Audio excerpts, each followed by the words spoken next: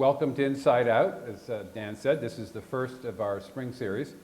And in the weeks ahead, we're going to be hearing from a number of folks who are each in their own way at the forefront of science journalism. And they each in their own way are coming at this confluence of technology, changing media platforms, and creativity that go into truly great science writing. If you don't mind, Dan, I'll run through the calendar because I actually wrote the dates down. So, because I don't trust my memory.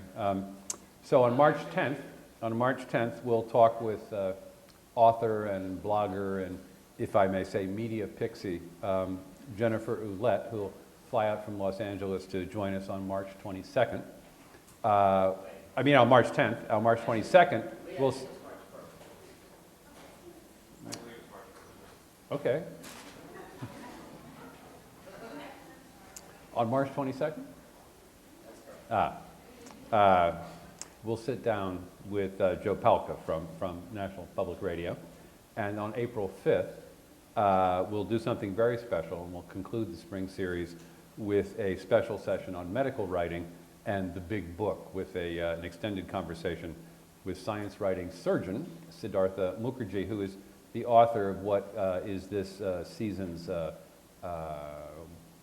most well-regarded book coming out of the medical and science arena called The Emperor of All Maladies, a biography of cancer. And it's a finalist for a National Book Award, and it's in the running for a Pulitzer, and it'd be very interesting to hear the challenges and tricks of a science writer who's working from the technical side, trying to get at the general public. But tonight, we're going to talk about apps. We're going to talk about how these small and increasingly ubiquitous programs are transforming the ways that our work can reach the reading public, and how eventually they may offer us as science writers an opportunity to regain control of our professional destinies. Our guest is Mike Haney. Mike is co-designer of groundbreaking iPad, iPhone, and Droid apps for popular science. He's one of the information architects who is designing this new wave of publishing possibilities. And it's a very key moment in the publishing business around the iPad. Traditional media conglomerates like News Corp, for which I work, are in a kind of controlled panic. I mean, they're pouring millions into iPad publications without a real clear idea of where this is going to go. And at the same time, individual media entrepreneurs are really rubbing their hands at the opportunities that this presents. Just as an example, imaginative journalists are already using these platforms to become their own publishers, and I think this is something that we ought to take to heart. Earlier this month, Nicholas Thompson and his colleagues, Nicholas Thompson at the New Yorker, launched an app called The Atavist for iPads and iPhones, which is a device to launch and publish individual long-form narratives, one at a time, kind of like old-fashioned LP records. And their first trial of this actually went to number 44 on Amazon. It did better than Amy Chua, and actually was 2 spots ahead of George W. Bush. This is interesting. This is interesting. So Mike here now is the U.S. director of Moving Media Plus, which is the company that sells and develops the Mag Plus digital tablet publishing platform, which Bonnier, which now owns Popular Science, developed last year. And Mike was one of the original creators of this platform in his previous role as Deputy Director of R&D for Bonnier. Now, a lot of you may already know Mike as an editor for a long time at Popular Science, and most recently as Executive Editor of Popular Science. And he's still on the masthead there as Digital Development Director, and he's also a contributing editor at Condé Nast Traveler. Now, I want to mention this to just, footnote the value of graduate journalism education. Mike is also a graduate of the Medill School of Journalism, that other place in the heartland. Now, it's a truism that digital technology has upended traditional publishing. I mean, it's disintegrated traditional publishing models, and it's fostered the 24-hour news cycle that sets the pace for most of us. We file the instant embargoes lift, we blog, we tweet, We do spot video, we document events with our cell phone cameras. And in the process, we've become much more nimble as news gatherers. We've connected with many, many more readers. But we've also become minions of the moment. We are, in I think David Pogue's phrase, digital serfs, the free labor of aggregators, the indentured servants of content farms. But the technology that we're going to talk about tonight, first and foremost, may offer big publishers a way to move traditional subscription models into this new technology. It may make Apple and Google the news cores of the next century. I mean, it's hard to know. They'll grab a big check of the profits. But it may, because of the nature of the app, it may offer us as science writers an opportunity to profit more directly from our work. Now, that's the hope. This week is a particularly great moment to be having this conversation. As some of you may know, there's been a kind of logjam in the publishing world around the iPad since it was introduced, because it was unclear as to whether Apple would allow, in its lovely walled garden, publishers to actually engage in their traditional subscription business transactions. And well, just this week, Apple announced its new subscription plan for iPad publishing. And I will say that Popular Science was, I think, the very first publication to kind of sign on.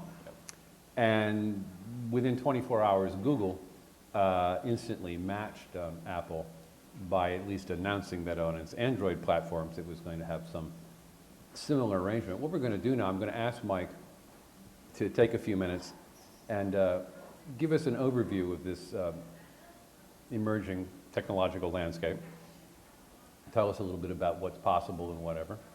And then I think we'll talk a little bit about how this gives us an opportunity to reimagine what a magazine might be, the kinds of things that Popular Science is doing with its app. And I want to remind you all that this is a conversation, not a lecture. I want to encourage you all to sort of chime in, to interrupt. We are taping, so it would be handy if, when you have your question, get Dan's attention and make sure he gets a microphone to you. But don't let us drone on too long uninterrupted. So, Mike, if you've been patient, I wonder if you wouldn't mind now walking us through them. Sure. Actually, I'll deconnect you want to slide over here to the... Yeah, I think Okay. this. All right. Hello. Let me see if that's... Oh, there we go. Okay. So what you're seeing back here behind this very haughty title that I came up with, Beyond the Pages, Storytelling in the Tablet Age. This is actually a concept video that we put together now probably a year and a half ago. So at PopSci, as Lee said, my background's an editor. I'm not a tech guy. I'm not a software developer. I'm not a business guy. I was an editor, graphic designer in a former life. I went to Medill and became a magazine guy, and I was at PopSci for years. And the reason I'm up here now, how I ended up in this space, is that PopSci had both an editor and a publisher who were and a parent company who were particularly interested in what's coming next and what does it mean for us. That may be because the parent company is based in Stockholm and they're slightly more progressive thinking maybe than some of us are here. And when they started saying we want to play with and start experimenting and think about what comes next and what does this mean and what is a magazine going to look like when it's on a tablet and not on paper, I raised my hand and said, I'd kind of like to talk about that. It sounds interesting. And just sort of got myself in that process to the point where they had to just pay me to do this because I wasn't doing my other job much anymore. So what you're seeing up here is a concept video that came out of about 4 or 5 months of kind of conceptual testing and thinking and research and talking to readers and trying to figure out this question of, well, what is a magazine when it goes on a tablet? What things about magazines or reading in general, particularly magazines, do people like and should we try to keep, and what things don't really make any sense and should we not try to keep, like an animation of a page turning. Does the world really need that on a screen? Do we need to make people think they're turning a page? We think probably not. Do we really need pages at all? Should things actually be constrained by the edges of the screen device, or is it really just a big infinite canvas?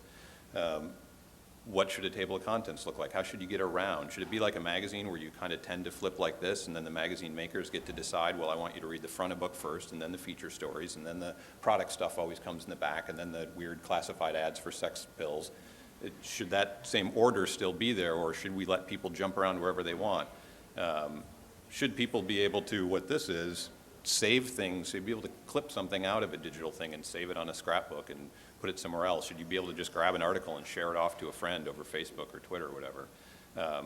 So this was a video we came up with a design firm in London called Berg, and it was fairly close, much cooler, but fairly close to what we actually ended up building, which I'll show in a bit. So that's a little bit of an intro, and then I'll jump into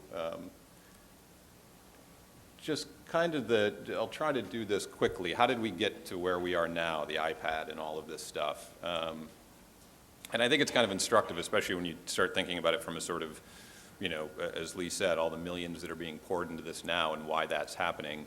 I would say particularly in the magazine industry, and I'll talk more about that because I know it a lot better than I know the news industry or the newspaper industry.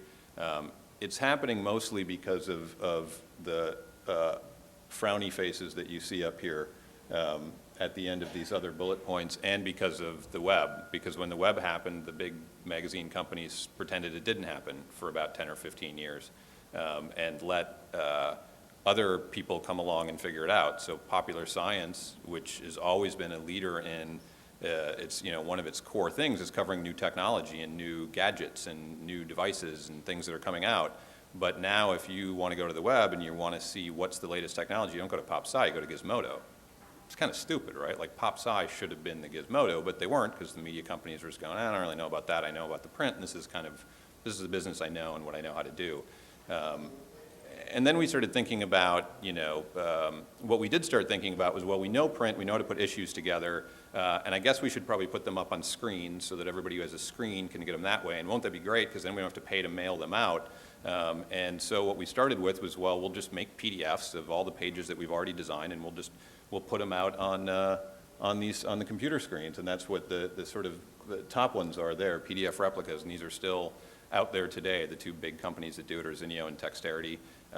And it's never really worked as a business. It turns out people don't like reading magazines this way. It's just not that enjoyable to load up a PDF on your desktop and have to pinch in, or not even pinch on your desktop, but sort of click the zoom button and scroll around and see. It's not the same thing of what you do with a magazine. You get it in the mail and you sit down on the couch and you flip through it and you look forward to what's coming.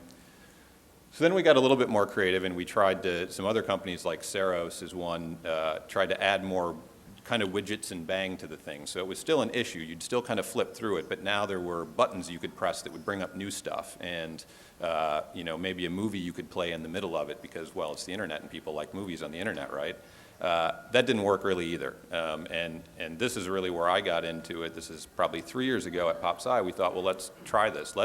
Instead of just making a PDF and put it up there, what if we make something that's totally built from scratch for this medium, for these on-screen, interactive sorts of magazines? Not a website, but still kind of a space that has pages, that's a curated collection of stuff. And we built these issues called Genius Guides.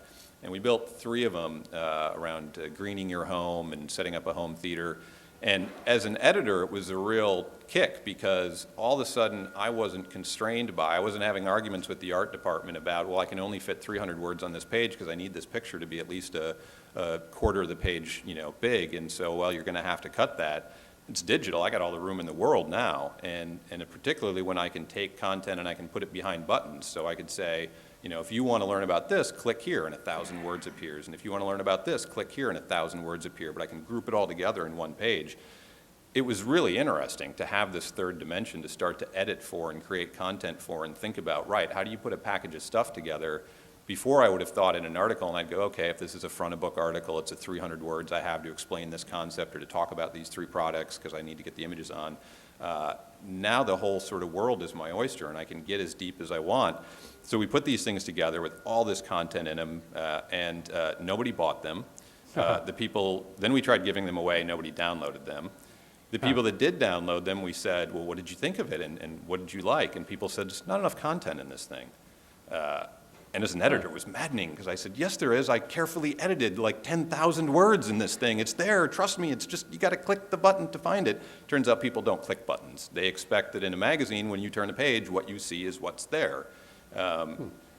All of this was very disheartening, because we worked very, very hard on these, but it was also incredibly instructive when we got to that period I talked about in the beginning of going, all right, now we're on a tablet. Well, it's different because you're touching and you're not clicking your mouse around, you're not sitting in front of your computer, you're kind of leaning into your tablet.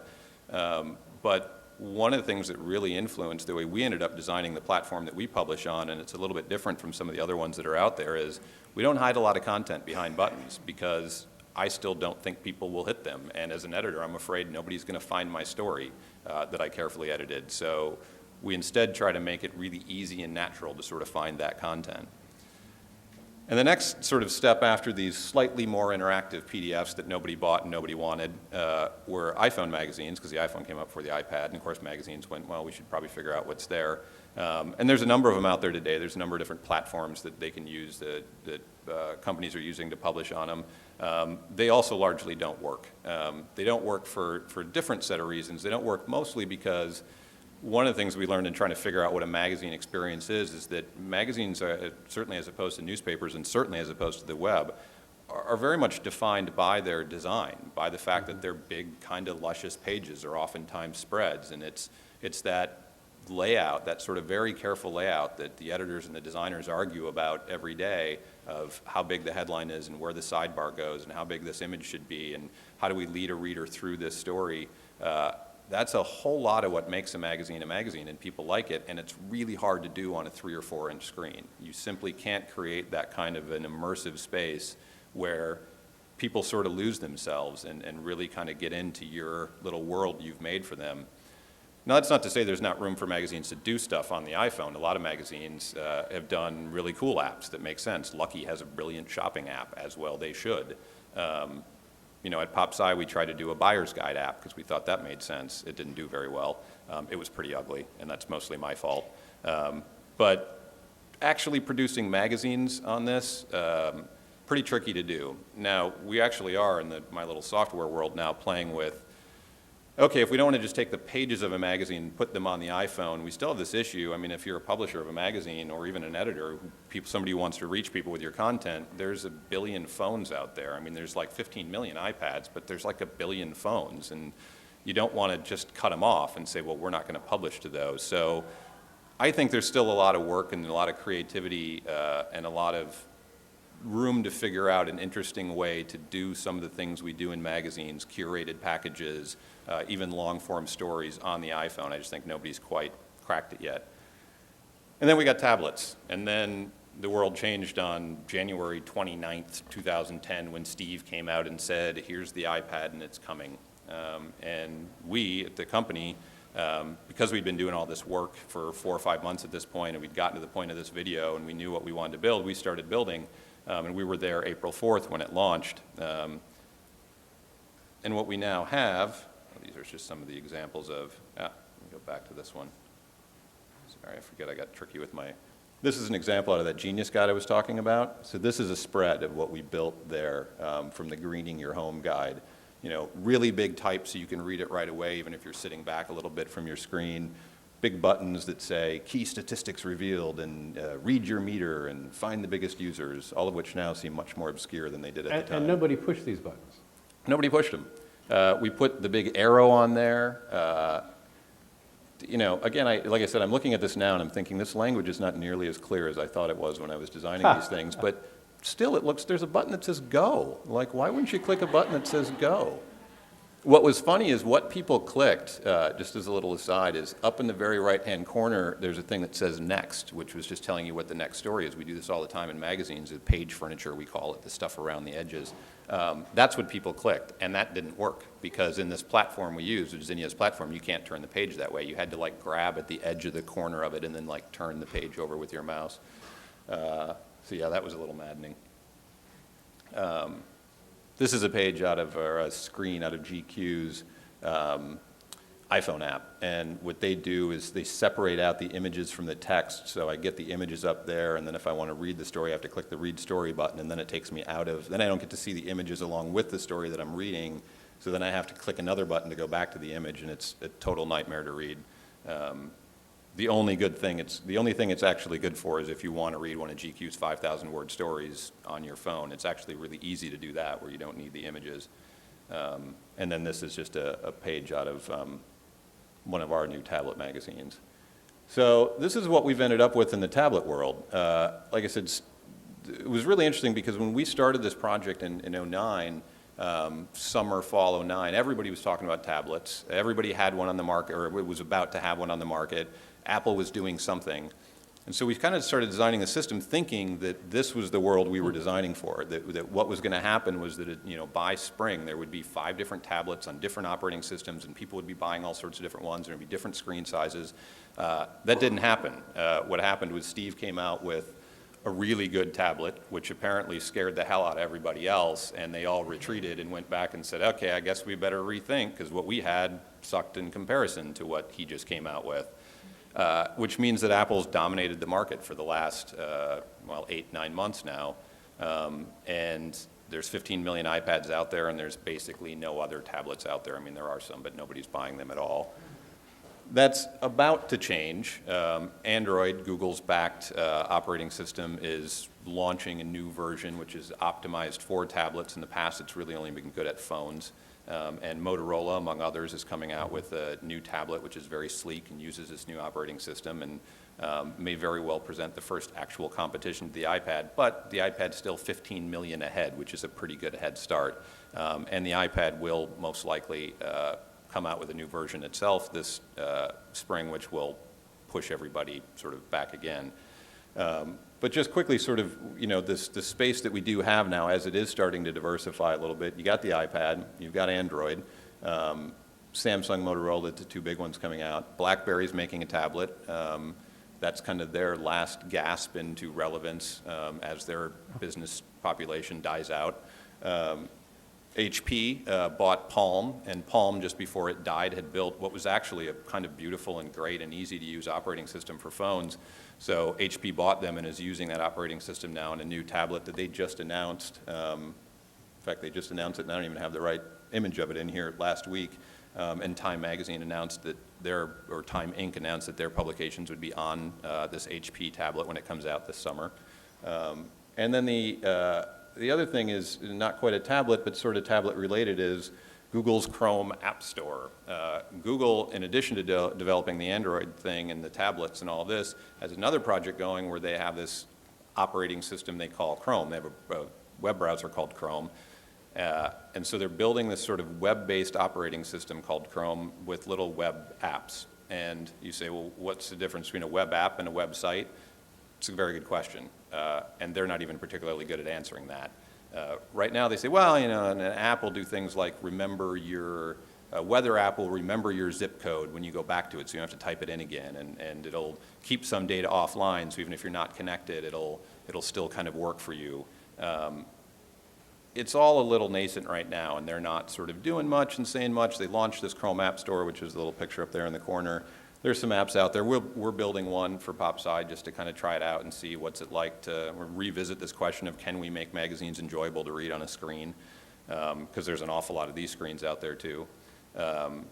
But depending on who you talk to, Chrome may actually be the future, because the problem we have right now is this problem of there's an iOS, there's an Android OS, there's a BlackBerry OS, there's a Web OS, and then there's actually a few more, which I didn't even bother putting up here because they're so small they don't matter. And if you're a publisher and you got to figure out where you're going to put your money, or if you're just a person who wants to build an app and publish something cool out to the world, you got to figure out where to go.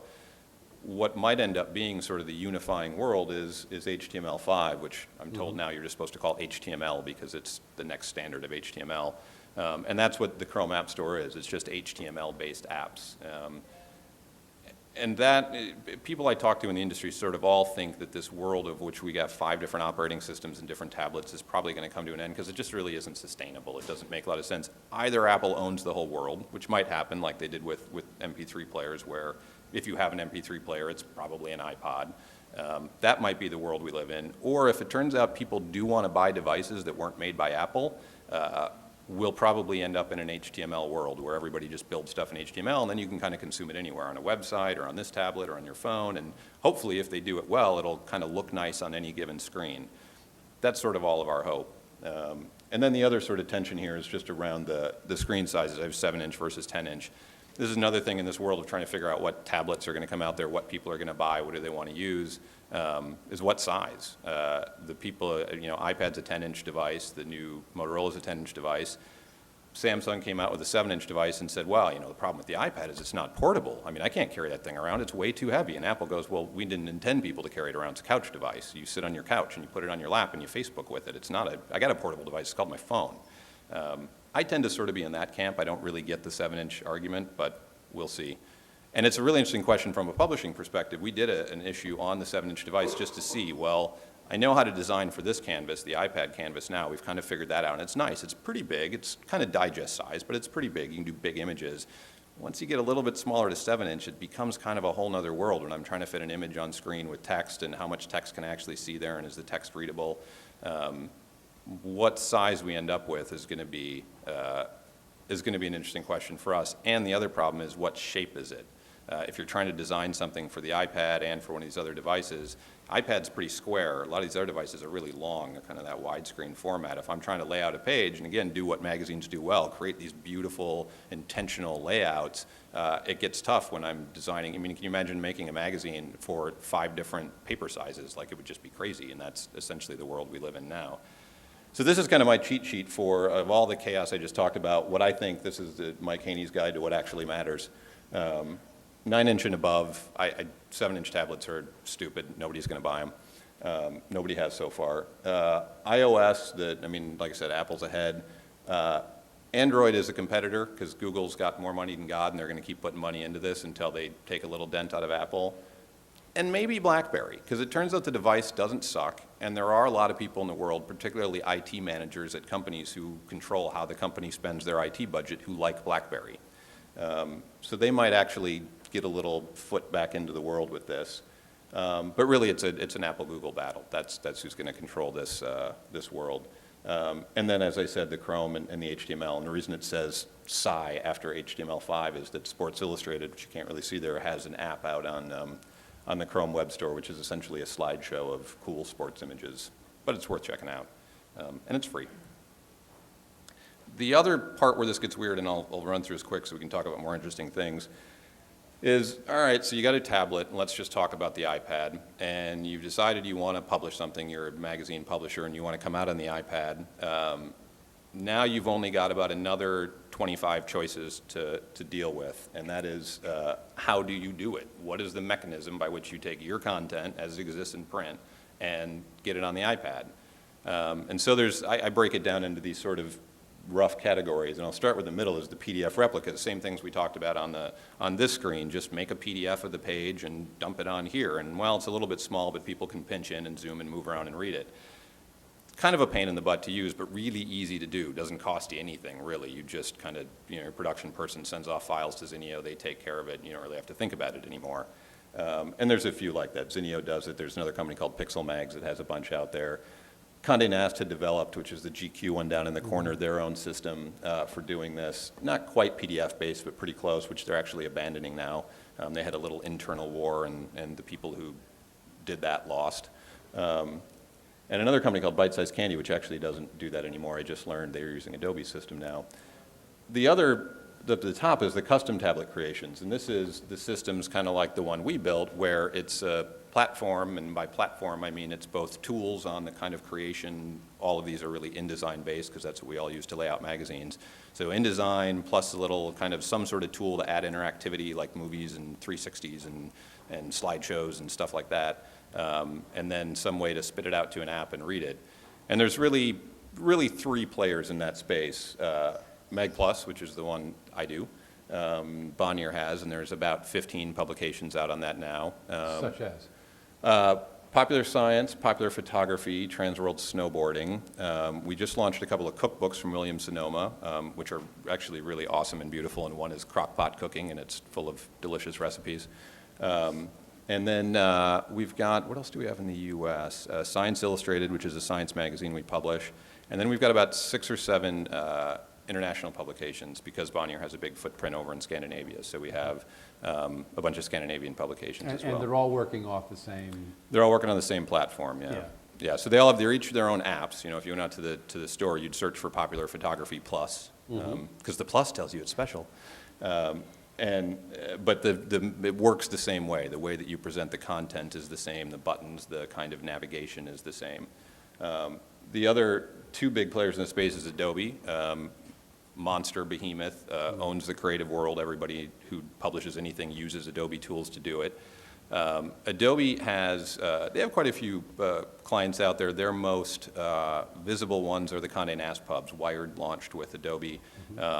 New Yorker's out on it now, a couple other. And Condé has announced that all of their titles will be coming onto the iPad on the Adobe platform. Some slight differences, which I'll show you when we jump on the pad, between how they do it and how we do it. And then the other is Woodwing. And Woodwing is a company, if you've never heard of them, they make they make sort of the trafficking systems or the software that magazines use, or a lot of magazines use, to kind of move articles from one editor to another, or to sort of move things through your workflow. They came out, and it's smart because they've got, like Adobe, they're already kind of in all of these. You know, everybody who's making magazines knows these companies, and a lot of them already have them in-house. So they came in and said, we made a little add-on you can put on here that'll let you take what you're already doing and put it on the iPad. The weird thing is that both of those systems are actually a fair amount of work. It should be kind of easy because they're already there, but they're both pretty labor-intensive. And Adobe made a really interesting choice when they started building this with Wired. They started building it in Flash, and then Steve came out and said, no, can't do Flash. We're not going to allow it on the iPad. So Adobe had to scrap what they were doing and start over, and that kind of put them off, which is why Wired wasn't there at launch. And then just before they came out, Apple said, well, some Flash is okay. It's just really just a mess with Adobe because you're Steve and you can do such things. But that little hiccup, that little fact that they kind of had to start over and that they very much tied a partnership with Wired and with Condé, slowed them down a fair amount and sort of left open room for people like my company or for Woodwing and for all of these other little ones I'm going to talk about to come in and potentially be in this market, which is kind of stupid. If you're Adobe, like, you should own this market because this is what you do. You do publishing. We already have all your tools. Like, I'll pay you a little extra and just get my thing out there. That's not the world we live in. It might be the world we soon live in which case I'll be looking for a new job or going back to school. Then the interesting category down here at the bottom, others. And there's more that could come, and I'll pop out and show you a couple others. There's the Atavist, which Lee mentioned, which I'll show you on the iPad. There's a company called Wonder Factory, which is a little design firm here in New York that built, if Woodwing is sort of the back-end technology, Wonder Factory did that kind of front-end, the conceptual development work stuff I was talking about for Time and for a number of others. They've partnered with this company, Texterity, which is one of the ones I mentioned at the beginning, who does the PDF replica things, to come out with a apparently fairly cheap and apparently fairly easy way of publishing. And not just doing PDFs, but things that look like they're created for the iPad, sort of custom creations. They haven't launched it yet, but they're about to. That's going to be kind of interesting. The Atavist, as Lee mentioned, is a tool set to both an app and sort of storefront, and then also a tool set to publish books and other sort of long-form journalism in ways that are nice and easy to read, but also have a lot of this interactivity. And then, actually, I'll just jump out of here and show you in the browser. Yahoo announced a thing just last week called LiveStand, which is their way of translating publications to the tablets. It's HTML-based. There's no sort of production to it at all. You just kind of send them your files, and then they just sort of translate them into this sort of templated system. And then they'll have sort of a newsstand where you can go and buy, any of the publications that are on it. And then there's another company I just heard about called OnSwipe that's doing something similar to that. It's an HTML-based thing, apparently very easy to build for. I don't know if everything has to be sketched in blue, but they've just started kind of coming out and talking, and I'm really curious to see what they're going to end up looking like, because they've also talked about being very, very cheap. So, and when I say cheap, and this is sort of interesting to know, like what does all this cost, right, if you're a publisher? If you're using Adobe system to get live, you're probably talking about 15, 20 grand, and then you're probably going to pay them couple $1,000 a month, plus a cut of every issue that you sell. Woodwing is a little trickier because with Woodwing, you have to have their whole sort of production system in place before you, which is a really expensive, like tens of thousands of dollars, hard implementation before you can spit out apps on it. So they're really expensive. We're trying to be cheaper because we're trying to just get more people on the device. So for us, it's like $5,000 to get an app, and then like depending on what you want to do, if you want to publish every month, it's $500 a month or $600 a month. These are going to come out and be $99. I'm making that up because I don't know what these guys are, but they're going to be like $99 and no monthly fee. Or they're going to be free. Or we're going to get a world, Google's talking privately about building a newsstand, and maybe not just building a newsstand, but maybe building a tool set for people to publish to the newsstand. And it'd be something kind of like what happened with Blogger years ago. Like, there was a time when you would literally go pay a web design firm $10,000 to build you a blog. And then some people built a platform that was really easy and really easy to replicate called Blogger, and Google bought it and said, here, world, have Blogger. Everybody make one. It's free. That may very well be the world that we end up having here, in which case, again, I'm going to be looking for a new job. But I actually think that would be awesome. I mean, I sort of hope that happens, and I hope we in the company I work for and whoever I end up working for find ways to still do something of value that people want to pay for. But I think this is awesome. Well, so linger on it for a minute then, and just tell us a little bit more about what a $99 or free system like this would do. I mean, Well, so what's sort of interesting what's the idea here? I mean, yeah, I mean, what's interesting about tablet publishing, so look, you can go out and build a blog now, right? You can go out and put up a website, and you can access that website from the tablet. So you can, there's nothing stopping you now. We're past this sort of revolution point of like, hey, you as an individual can publish to the world. Like, we all live in that world now. What's interesting about tablet publishing and what the media companies are trying to do, what our system is trying to do, and interestingly, what these companies, from Yahoo to these guys, to Flipboard are trying to do is say, well, maybe just going to a website isn't sort of the best experience. Maybe it is kind of like what we know people like about magazines, that sort of immersive, curated, issue-based, heavily visual, designed, very intentionally laid out kind of world. Maybe there's value in that. Maybe it turns out people actually do like that experience. It's why magazines persist and actually do fairly well as compared to a lot of the newspaper business. Magazines aren't hurting that bad. They have an advertising problem. They don't really have a consumer problem. Tablets, because of the big, beautiful screen, which is only going to get more beautiful as the screens get higher and higher resolution, and because of sort of the size of them, which is why I think the 10-inch is cooler than the smaller screen, can give you kind of that same experience. It's just enough space to design something, to go, okay, I want a headline that's this big, and I want an image here, and I want a little bit of text, and to do a layout. And it's big enough that as a reader, I can get immersed in it. I can lose myself in that design and in that visual. And then I can deliver because of the app world, because it's not just a website where I'm going to go to this website and there's going to be a banner up here that's blinking at me, and then my little email icon is going to be clicking up in the corner.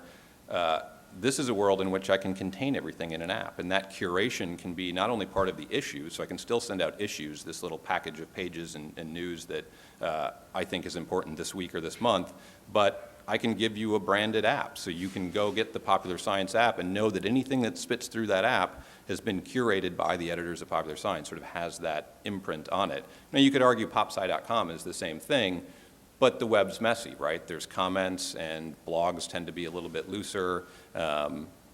What's the other interesting thing about this, and I don't have any slides to show this, the other place I think publications and magazines get interesting in this space is, so right now I've got the web, and the web's really great for really frequent updating, and it's good for doing things that we expect digital stuff to do, like sharing or like saving. I can click an Instapaper button on a website. I know then it's out in the cloud somewhere. When I'm riding the subway on the way home, I can read that article on my phone. I ought to be able to do that because it's digital, right? It's all cloud, it's all bits. I can easily share things with people on Facebook or Twitter or email or whatever. when I'm reading magazines, I kind of want to do that. You know, you read a magazine, you go, oh, so-and-so would like this story, or, oh, I want to remember to buy this thing later. It's a pain, right? It's a hassle to do in paper. You rip a page out or you dog-ear a corner. More likely, you just never do it. You know, I got to remember to go to that website later, and you put it down and you never go to the website. This is the first time we can both present that magazine experience, nice issue, curated, walled off in a good way sort of world, but also give you those hooks out there because this is digital and it can be connected. So one of the things we're playing with on the platform, I mean, the next sort of big upgrade for us is what we call MyMag Plus, and it's going to be call what? MyMag Plus. Okay. I don't know if we'll sort of brand it that way publicly, but that's the way we're talking about it. And it's adding that tool set, that connectivity, that sort of world onto your magazine. So I'm still reading my page, and it's a beautiful design, and I'm reading it and I'm enjoying it. But if I make a motion of some kind, I don't know, you long press the screen, or you double tap it, or you twist it, I don't know, do something, then you enter into connected mode. Then a little data starts bubbling up that says, 26 of your friends read this story, and 100 people have commented on it, and here's 4 related stories that happened, and here's the people who have tweeted it, and here's some buttons if you'd like to tweet this story out, or you'd like to share it with your Facebook friends. All of that data is out there, it's in the cloud. We can both collect it and do our nefarious things with it, but we can also give it back to readers, right? We can show them, here's how much of this magazine you read, here's what your friends are doing with it, here's the time of day you tend to read things. We can give you better ways to save stuff. You can be reading a thing at the office or, you know, at home and go, oh, I want to finish reading this article later, and click an Instapaper button so that when you go get on the subway, it's on your phone. And it's not the same beautiful design, but the text is there, because now I don't care about the beautiful design. I just want to finish reading that story. The scrapbook, which I mentioned at the beginning, you know, again, you ought to be able to digitally take a little screenshot of something and put it in a space that's in your app. So you know when you go into that Popular Science app and you've got a little scrapbook of all the gadgets you meant to buy. And then, well, you ought to be able to get at that scrapbook from the web or from your phone later, because why not? It's cloud, it's digital.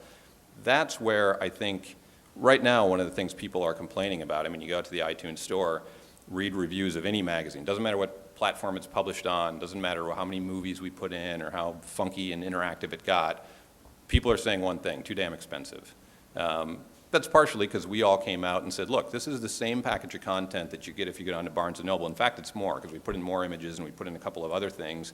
So why isn't that worth $4.99, the same way that the thing down there is worth $4.99? People say, well, because you didn't have to cut down trees and you have to distribute it. And you go, well, but we did have to build a platform for it. That wasn't free. We did still have to have somebody make it specifically for this. That wasn't free. And by the way, Apple's taken 30% cut. But price is what people are complaining about. They just don't see the value in it. They go, look, it's all the same content. You already made the content. You know, all you had to do is, okay, you designed it a little bit differently. But it's free. You can publish as much as you want here. It doesn't cost you anything. So why am I paying $4.99?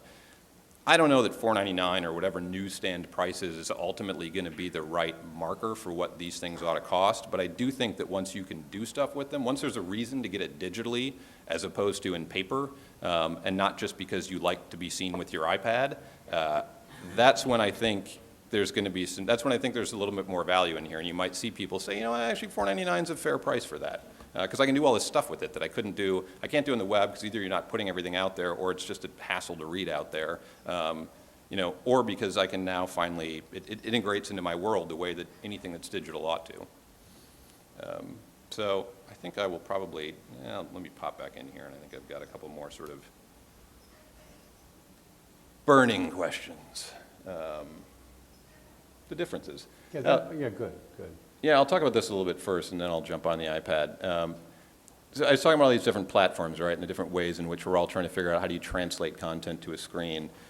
If you're not sort of in it every day, it's hard to notice, frankly, that there's a lot of differences, but there are, and it's not dissimilar to the way that once you enter J-School and you start reading newspaper articles or magazine articles, you notice things. Oh, this lead was a little bit different. The way they structured this is a little bit differently. The tone's a little different between these. It's critical reading. So this is basically the way to sort of critically look at the publication apps that are out there. And again, this is pretty magazine focused because the news is a whole different world. So reading experience is really the first one, right? Like, how is the content presented? Is it in pages? Does it scroll freely up and down? Is there any interactivity there? How big is the text? Can I make the text a different size? Do I want to make the text a different size? Is it in one column or two columns? And what's easier to read? Is it kind of weird to read two columns in this space? Does it work if I turn the device? Do I get to pick how I want to hold it, or do I have to hold it in a particular way? How do I discover news stories? So One of the things we found that's really interesting about publishing an issue on here is that there's no sense that it's an issue. If I've got a copy of a magazine, I know that it's the September Vogue or the little brochure that is often months of Popular Science. I know how big it is, and I know right away where I'm at in the magazine. I got a lot left, I got a little left. No sense of that here. So what clues do the publishers give you to tell you you're halfway through this magazine? Or this story is 5,000 words long that you're about to get into, because you don't get a sense right away of that is. You don't see necessarily all the words on the page the way that you do in print. And how do I know what to do? So how do I both get around? How do I find the more stories and sort of get from page to page or jump to another page or get back to a table of contents? And how do I know that I'm supposed to do that? Is there a help page? Is it kind of intuitive? Does it do what I expect it to do?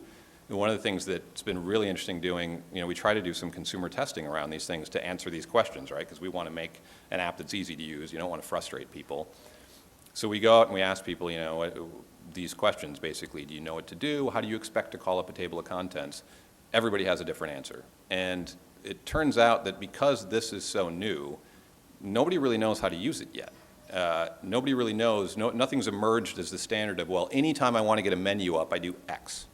On the iPhone, it's kind of emerged that it's a tap of the screen, and most apps will bring up a menu of some kind, and then I know I can get to the choices to share or to go somewhere else.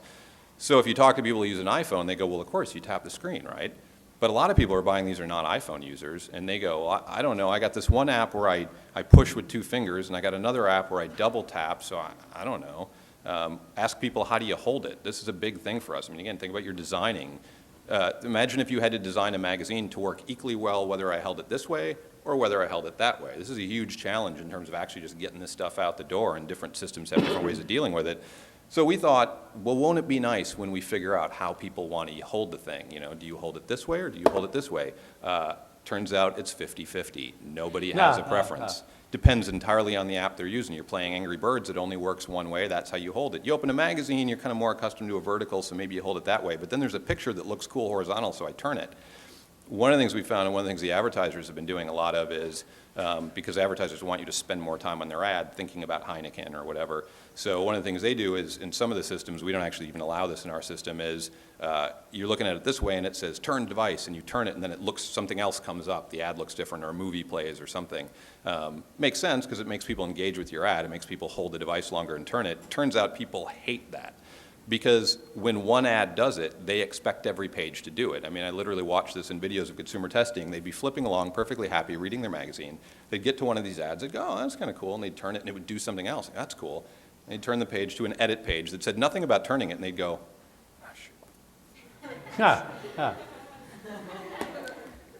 And same thing if you tried to lock the orientation, which some of the magazines have done because it's kind of a hassle to build it twice. So in some people said, forget it. SI came out, Sports Illustrated launched working both ways, and they came out and literally said in the press, explained it by saying, we're not making enough money on this to pay designers to design it twice. So now it works horizontally, deal with it. But they didn't really say that terribly clearly when they did it. And so when we put that in front of them as opposed to, actually no, it's unfair. They did it right. Pop Mechanics was one that came out, Popular Mechanics came out with a really nice app that only works horizontally, but there was no indication that it only worked horizontally. It never said that. And even though you'd turn it and it didn't do anything, it still never said. So what we noticed when we did the testing, we put these two in front of people was, Sports Illustrated, they didn't mind that it was locked. They didn't care that there wasn't a second orientation because they knew right away that's how you're supposed to do it. With Pop Mechanics, the reaction kept being, I think my device is broken. Is there a switch where I can turn off the thing? Because I think I've accidentally locked it somehow. The lesson out of all of this is basically don't frustrate people. Well, the editor-in-chief of Popular Science, when I started working there, a guy named Scott Mowbray, who now edits Cooking Light, used to say, as kind of a mandate for us editing Pop Sci, was people don't like to feel stupid, or they don't like to be made to feel stupid. And I always kept that in my head when I was editing Popular Science, and I'm not a science guy, so it was really easy for me to know when a person who didn't know science would feel stupid, as I often did there. But the same thing kind of applies here. If you do something, if you make it work in a way that people don't expect it to work, they feel stupid for not understanding that. They feel stupid for feeling frustrated. What makes it particularly challenging to design for that is that you don't know what people's expectations are. So all of that's kind of a long thing around navigation, but it is a really sort of key thing to the bigger questions at hand here, which is ultimately, do people want to read stuff on this? Do they want to read long stuff? Do they want to read short stuff? Do they want things that blink at them? Do they want movies? Do they want things that spin around and tap? We don't know. I wish I knew. We keep asking them. Don't really have any clear answers yet. And a lot of it will probably come down to, well, how do we do it? Do we make it easy? Do we make it fun? Do we make it intuitive? Or do we frustrate them? Because, and I've done this myself. I mean, I have to look at these magazines for my job, but I'll go into some of these magazines and they're just a hassle to get around. I don't know how to get back to the home screen. I don't know how to find new things. I'm flipping this way. It doesn't work. I don't go back to that magazine. Even if I like the magazine, I'll go buy the paper version. It's just easier. That's really not what we want to hear if we want people to sort of move into this world. So this actually leads nicely into the burning questions, and then we'll all stop talking and we'll talk a little bit. Who's buying these things? You know, Apple keeps that data pretty well guarded. Dan buys them. Dan buys them. Yeah, who's gifting them? I'm just curious. So who has an iPad? So Dan has an iPad. Who else has an iPad? Okay. Who's waiting for the second generation? Okay. Who's waiting until somebody buys one for you because they're $600, $700, $800? Yeah. Well, right. Yeah. I have a birthday coming up. If anybody's interested. Yeah. Or if you get a job in the industry, you can expense it. Yeah, there you go. And then you can expense it every time a new one comes out. Because to be honest, I wouldn't probably own this thing if I didn't have to own it. I think it's awesome. I think it's cool. I haven't yet figured out exactly how, other than my work, it fits into my life. And for $700, $800, That's a big question. Yeah, it is. It's a big, question. you know, if it was $200, $300, I might be like, all right, it's a birthday present or Christmas, I'll splurge on it. We'll figure out what we're going to do with it. $700, $800, I don't know. And the new tablets, the Motorola Zoom, which is coming, is going to be $800. Maybe a little cheaper if you get like some kind of plan with it or something.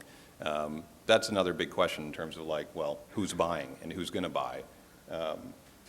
What do they want? This is what we were just talking about. What do they want to do with these things? Do they want to watch movies? So one of the things we found, and there's tons of different surveys about this and different data points, and again, frankly, it's too early to believe much of what you read, but it has emerged that it seems pretty clear at this point in some of the research that people do like to read. They read books on it, whether through Kindle or through iBooks.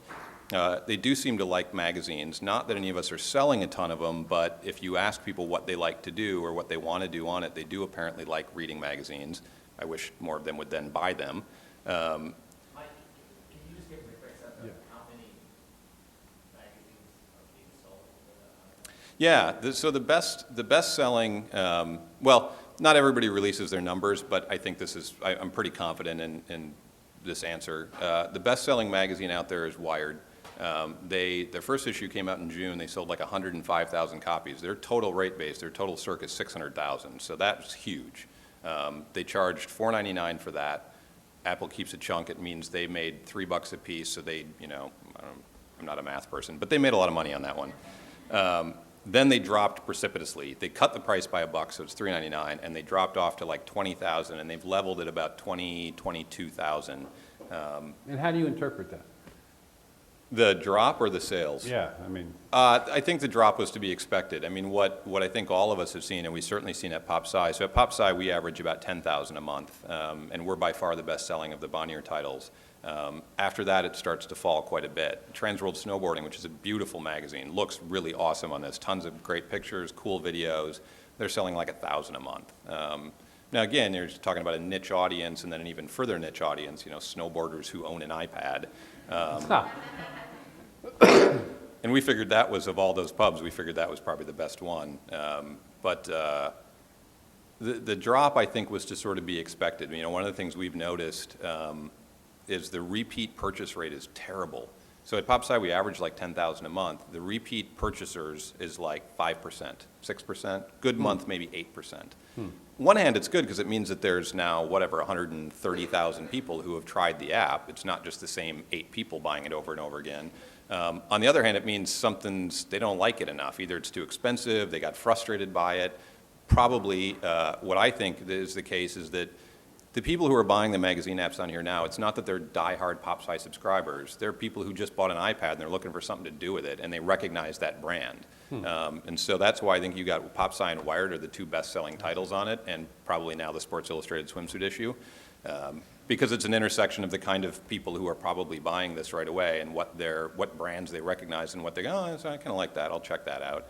I do think the subscriptions is going to be a really interesting, as Lee mentioned, Apple unveiled a subscription plan this week for the first time, and there's been a few titles, that, including the Journal, who have had ways around Apple's world before and have managed to sell it, but for the most part, the magazine industry has not had subscriptions as of now, and it's really what the magazine industry is built on. There, with a few exceptions, Cosmo, Men's Health, who do a lot of business on newsstands. Most of us do 10% of our circulation on newsstands, and the rest is all circulation. And because it's... Question back there? Yeah, go ahead. Sorry. No, please. Please do, No, otherwise please. I will literally keep going For until God's midnight if sakes, somebody doesn't interrupt me. Please, no. Yeah. Okay. I guess my question is, a lot of the stuff that you're talking about right now is kind of like mechanical in terms of like the people who are buying it, do they want to watch videos, do they want to subscribe?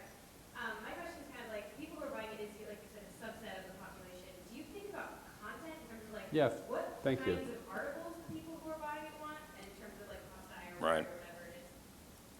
And how do the nature of the stories change, or should they change as the platform changes? Yeah, that's a really good question and a good segue into where we should Yeah, take you've been this talking conversation. about this as a designer. Right. Now talk to us about this as an editor. Right. So it's a really interesting thing, and what's interesting about this is that what you see out on the short answer to that question is no, and here's why.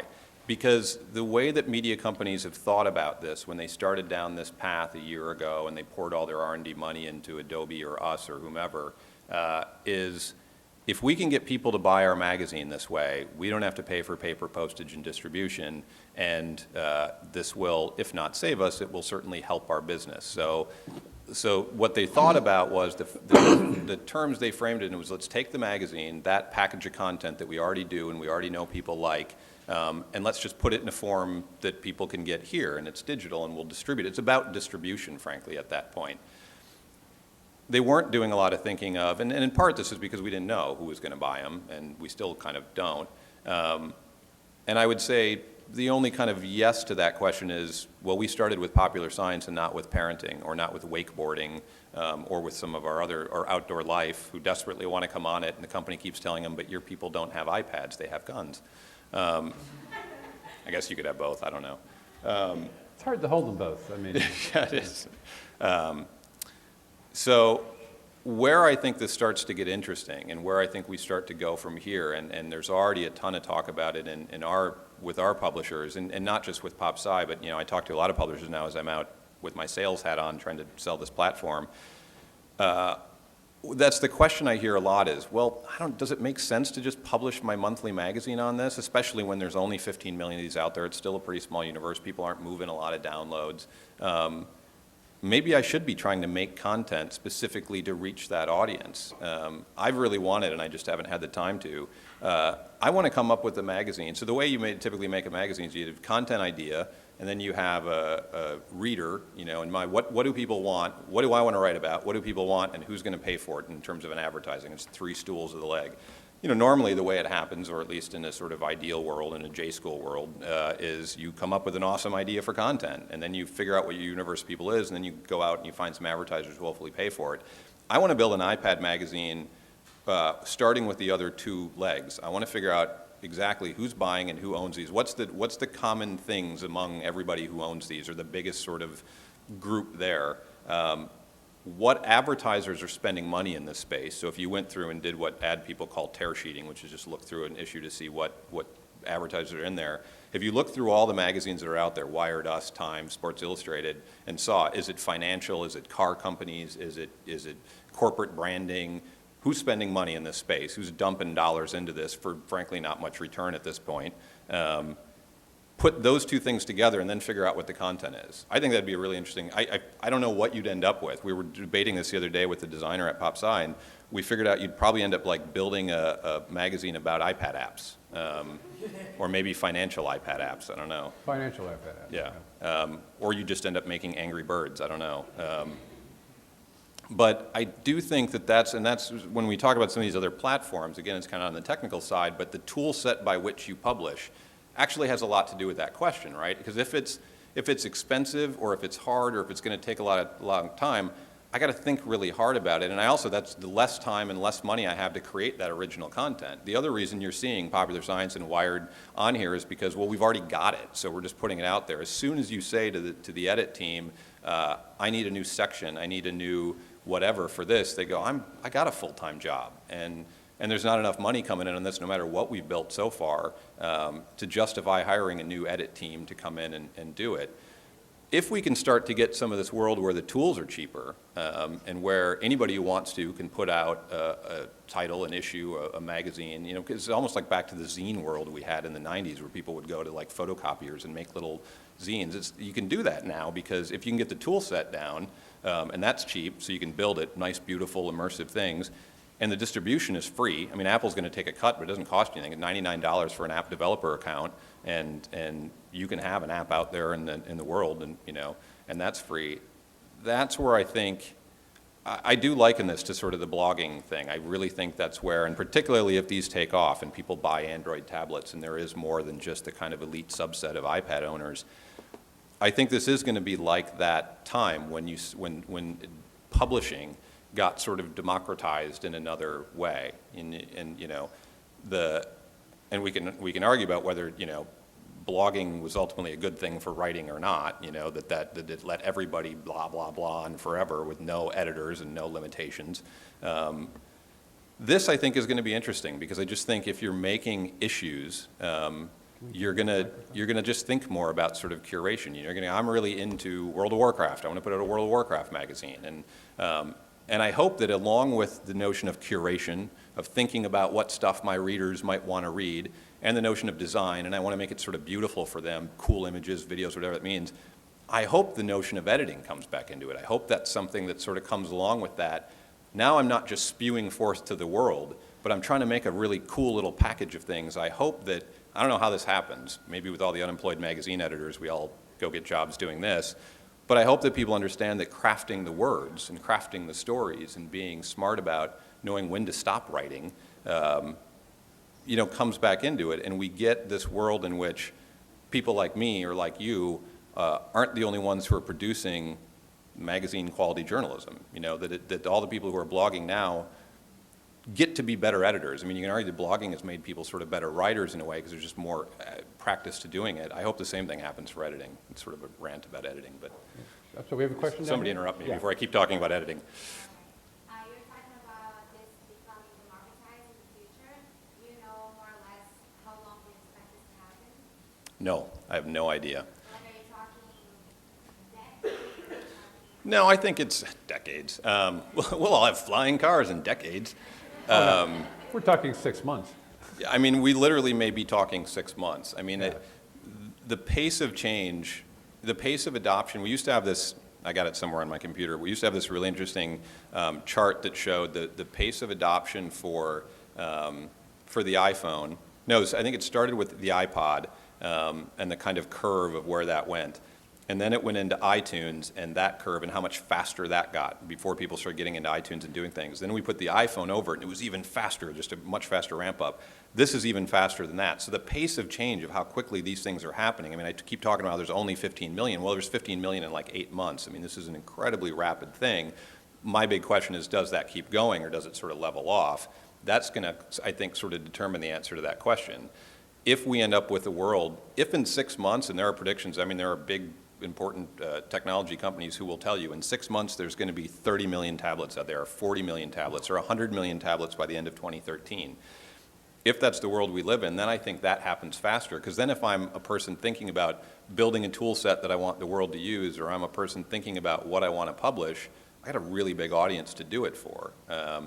If it's a world in which there are 20 million iPads, 20 million tablets, and they're all iPads, and the only people who are buying them are sort of geeky early adopter folks, then maybe there's not as much impetus for that sort of thing to happen, for that to take off. And it's a really I'm not sort of being evasive. I honestly don't know. I go back and forth on this all the time, depending on who I'm talking to and what I hear about. Is every household going to have one of these? Will this replace, you know, now everybody's got a computer, right? And it's stupid to think you'd have a household, most of us, without a computer in it. That might be where we end up with this. Well, of course you have one of these, and I didn't bother replacing my desktop PC because, well, I do everything on this, so why would I want that big thing over in the corner, or even a laptop, you know, which is twice as expensive? That might be the world we live in. I hope so. because then it gets more interesting for all these publishing Well, things. so far, we've been talking about this from a magazine perspective, and it's really interesting, and I'm hoping in a minute, maybe you'll show us Oh, yeah, let me, what PopSci has done with this on the iPad. But I mean, it seems to me when I listen, there are three things going, or three experiments going. And you've talked to us about the magazine thing. I mean, there's the newspaper experiment, which goes to the earlier question, which is purely information-driven. The Wall Street Journal is kind of the avatar of that. I write a story, it goes on the web, it goes on the BlackBerry, it goes on the Kindle, it goes on the iPad. We have a lovely iPad app, but it's a template, Right. you know, and information pours into that at a high speed and pours out onto the floor, you know. And then there's this other thing, which we have alluded to a little bit. We keep using the Atavist as the example, where it's a artisanal publishing, where here are a group of people who are experimenting with a way to allow nonfiction writers, science writers, journalists, to write something longer than a magazine article, shorter than a book, and give them a way to tailor it to the technological capacities of the iPad. Flip in movies, flip in links, do whatever they want. I mean, I don't know how many pieces they publish, not very many. That's something that, you know, we might do. I mean, the News Corps will do the information fire hose. Associated Press, who are blessed with his presence here today, will do the information fire hose app. And you'll do the highly designed, beautiful, gorgeously curated, large brand publishing app, whether it's Popular Science or another Condé Nast thing or Wired.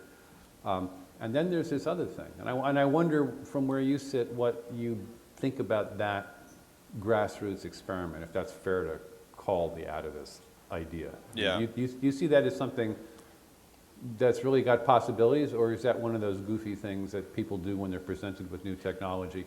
We'll all publish, you know, on our iPods. Remember that? Right. Yeah. I think it is sort of a goofy experiment, but I think there's definitely room for something interesting to happen there. So I actually have the Atavist up here. Oh, super. Thank you. And so, as Lee just described this, if I click on an article now, you know, I can. And it's text. And it's text. It's words. Until I click one of these. Well, where do I go? Uh-huh. And then I get these little things that say, oh, there's Yeah. more stuff there. It's Yeah. kind of an ingenious little way, actually, with the depth to do that. It's a little bit disturbing, but wow, that's a creepy picture. I'm sure this I makes think sense this if is you're reading the article. a piece they did called The Heist, which was a huge in-depth deconstruction of a big right. bank robbery. So I think what's challenging about this is I'm not sure, well, it's harder for me to figure out why I'm going to an app to get this as opposed to the web, because it is just text. And maybe it's because, you know, I don't have that sort of blinky, banner-filled world around me. So maybe that has value, that this is more of a reader in the same way that, you know, Kindle or iBooks might be. The other challenge is, and you know, bless them for trying, is I think they're going to have an even harder time getting people to pay for it, to pay for these articles and to pay $1.99 or $2.99 for them, especially when an entire magazine is $4.99. You know, even at its highest price. Why does that keep moving? Oh, I see. I think where that's going to succeed and what they have what I think they might be able to do is with the curation aspect. Again, if I know that everything I pay for at the Atavist is awesome because the bar is just really high there, to get in the Atavist to be able to publish in that space is something really special. If I know that that's going to be worth my $1.99, then I might pay it there, and then I might, you know, then I might get enough out of this platform in terms of a nice, easy reading experience that's uninterrupted until I choose to interrupt it by hitting one of these buttons. But I think there's a lot of other places where that kind of thing, this sort of, you know, technological avenues for long-form journalism comes up. I don't know if you guys know about the Twitter hashtag long reads. It's kind of awesome, right? It's just stories that are out there on the web, a lot of them old magazine stories that people grab and tweet out with the hashtag long reads. And I use this constantly now. That and Instapaper makes up like most of my reading. End of the day, I'll look at the Twitter feed for long reads. I'll grab 3-4 stories that I like. I'll hit the Instapaper button on my laptop so that then on my phone, I've just always got this great repository of stories I know are awesome, cool magazine stories that I can read. You know, how that kind of thing interacts with this kind of thing, I don't know. You know, I do think that the design and all that, design and issue base is one thing we're sort of talking about that you can do on here and you can do within app space, but I think the curation is the other big piece of that. I think I'll pay for people to cut through the crap for me. I'll pay for people who I trust, whether that's the guys at the Atavist or another brand, to tell me what the good sort of long-form journalism things are. And then, and to find the ones out there. You know, we're talking about this democratization of it, right? Like any of you guys could go out and write a 5,000-word story and publish it out to the world. Your problem is getting me to notice it, because it might be awesome, but how do I find that? And it's a really big problem in the App Store. I mean, on one hand, the App Store is beautiful because, again, anybody can publish an app and be out there. On the other hand, it sucks because there's 300,000 of them out there and it's impossible to find them. That's, again, where I think the curation aspect is going to come into it. If you can create these avenues, whether they're sort of websites or optimized websites or apps themselves, that I know I can go to find the coolest young writers, that would be great. We have a question down here? Thinking about this, I've been thinking about how computer companies like plan to obsolescence, and they're going to be always changing these devices, and they'll probably come up with a new one every few years. And that seems like just a headache for journalists, because that means that journalists and publishers are going to be having to change the way they publish every few years. It seems like a negative thing. Can you think of a way that also could be helpful to journalists and publishers? Yeah, I mean, I think that notion of the planned obsolescence, and I mean, you're right, that is a lot of what drives consumer electronics now. I mean, the flip side of that is part of the reason you get new stuff coming out is that it has new features. It's more powerful. It has a better, more beautiful screen on it. It has the ability to render animations in a way that 10 years ago computers didn't do very well. The trick in there, I think, is just to have some kind of standard, some kind of something that we can keep publishing to so that we don't have to change our tool set every 2 years.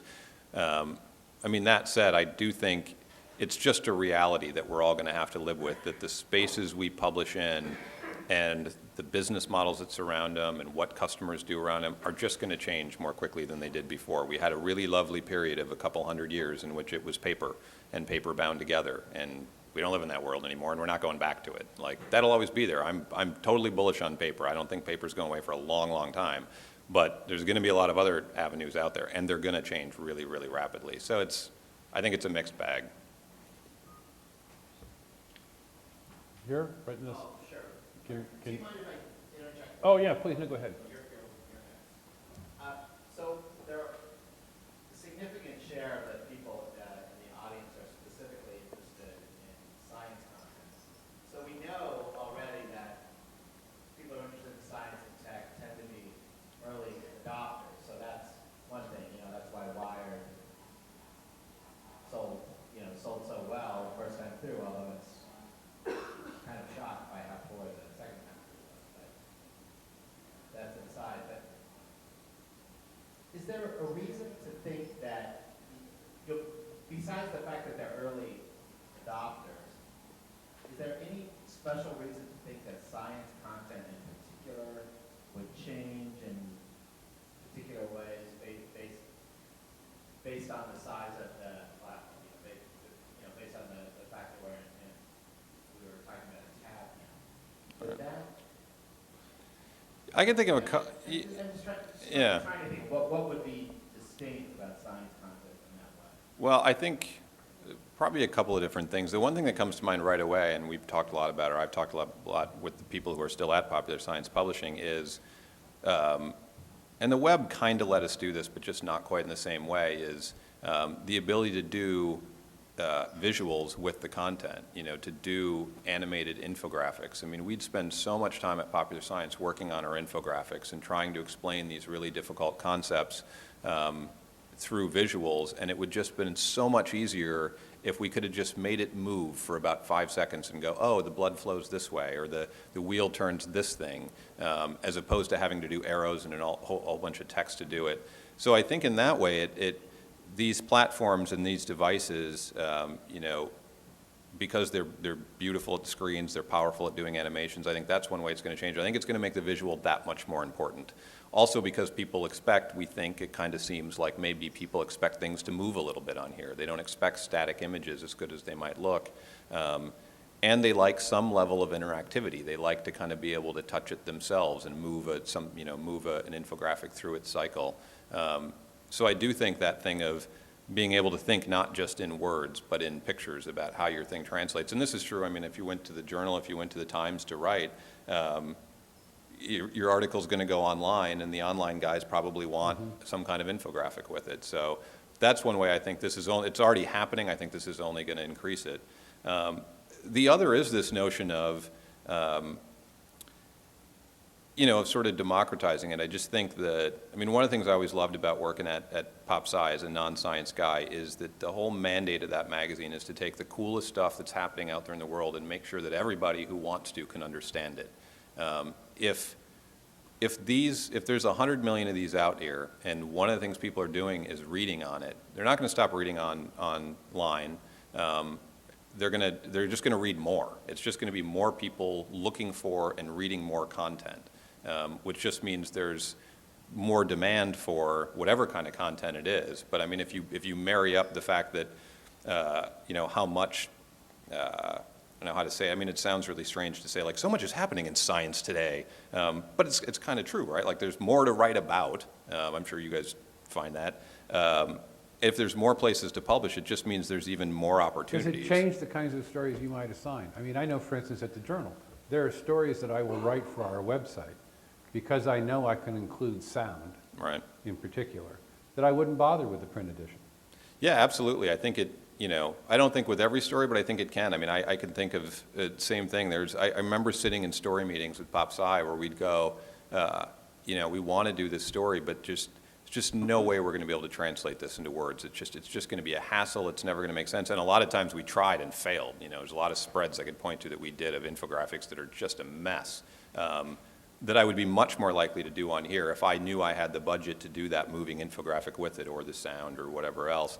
And then the other way I think it'll change what you assign is this notion of, we were talking about audience before, once you have a sense of who these people are, maybe this ends up being a more educated crowd. So my slightly more complex, more intricate stuff goes into here in some way. Or maybe this becomes more the democratized platform. Maybe this is the more mass platform, and the paper is what actually holds the more sort of, because the paper ends up being the premium thing, and that holds the sort of longer reads. Or maybe we find that it turns out that people don't like to read more than 2,000-3,000 words on this, so my longer stories still go in the paper version, and maybe the paper version becomes more of like if you go back to the way Popular Science started, for the first 40 years, it was a journal. I mean, it wasn't a glossy magazine, it was a journal. Maybe that's what Popular Science, the magazine, goes back to, and this becomes my highly visualized, moving sort of thing.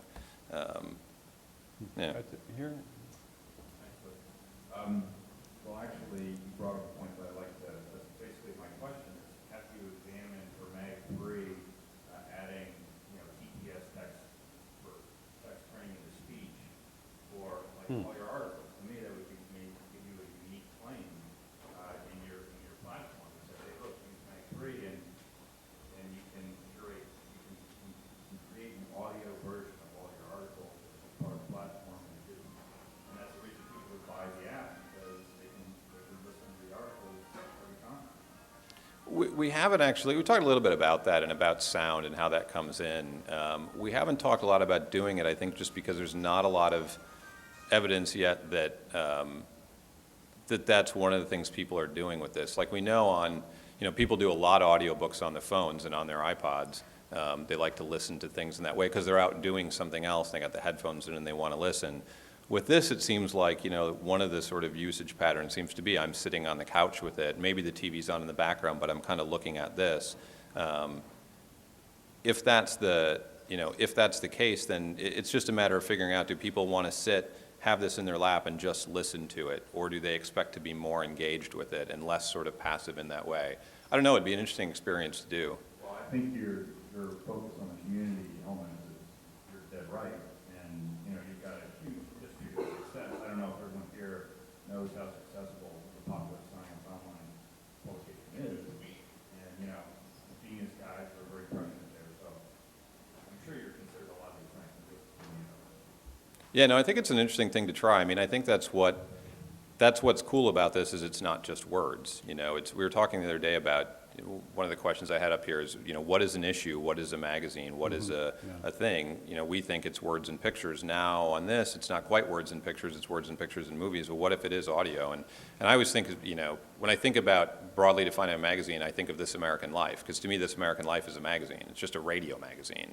But it's a curated package of stuff with a point of view that I get every month. I know what I'm going to get from it. It speaks to a certain audience, all those things that define a magazine. So is there a way to do that on here? Could you combine the This American Life TV show that they did with the radio thing, and it would be in a little issue I would consume here? That might be pretty cool. Yeah, kind of to follow up on that, I was wondering about the technology itself. It seems like all the things we're talking about, the radio, movies, reading things on it, it seems to be mostly another screen, another content provider. Are people able to actually create things on that? Are you focusing on people's interactivity and being able to leave their own mark? I know that one of the things you mentioned earlier was that, one of the beauties of having a magazine was you didn't have to have all the comments as well. Mm-hmm. But have you looked into whether or not people are actually wanting to do things for themselves on this, new device, and how that plays into magazines in general? Right. So is the question sort of like, is this not just a consumption device, but also a creative device? Yeah, absolutely. And I think that's something, again, it kind of broad, high-level trends that you're starting to see out of the research. That's one of them. And if you download something like, Pages, which is the word processor thing, or Keynote, if you're like me and you have to build presentations all day long, it's kind of brilliant to do it with your fingers rather than with a mouse. It's really sort of interesting and intuitive to just move things around that way.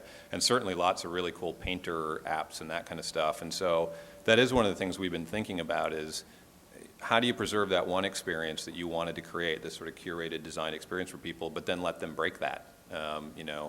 What if you entered into a second mode and they can take that headline and toss it out of the way if they want to? The very basic way we've talked about it, how it'll first sort of come in is with this notion of scrapbooking, that you can cut things out, you can put them into another space, you can organize them around, there'll be a little drawing tool, you can draw on top of it, you can annotate things, then you can take a screenshot of that and send it off to a friend. So it is that kind of like remix the magazine. Yeah, absolutely. And I think exploiting that more and more, that consumption versus creativity, is something you can definitely do on these. Yeah, so we got a couple people in the queue here. Yeah, Renee down here has a question. Oh, okay, yeah. I'm going to give you a chance to come back to editing. I'm an editor at a national magazine, and we're currently working on figuring out what's next, like everyone else. And we have a video. But I was sitting there kind of wondering, like any good reader would, like, why does this matter to me? How is my job going to change in the weeks and months and years ahead? And I'm just curious about what you might have to say about that as an editor. So how your job as an editor is going to change?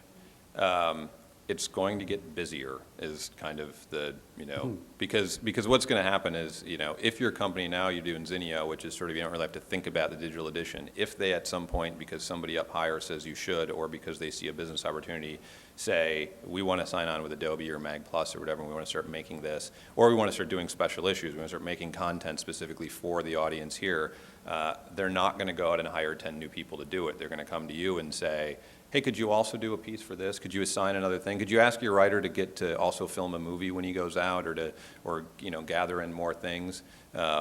I mean, we saw it a little bit with the web. I mean, I'm sure you've been through this, and this happened at every magazine staff I know, and probably in newspapers as well, where it was just expected that you were now going to, your job now wasn't just about paper. You also had to contribute in some way to the website, whether that was blogging or getting these extra assets.